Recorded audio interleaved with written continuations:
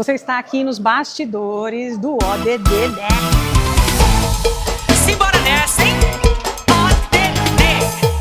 Chama! Guerreiros revestidos na armadura. Bom, esse cenário aqui foi criado com muita luz, né? Por quê? Porque a gente precisa dar movimento, né? O Espírito Santo é movimento.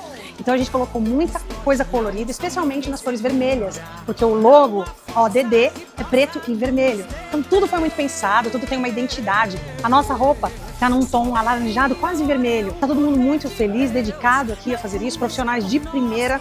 Eu tenho certeza que você vai adorar essa dança, vai dançar com a gente. Pelo Brasil todo a gente vai ver ODD Dance. Então, vamos gravar, é hora de gravar.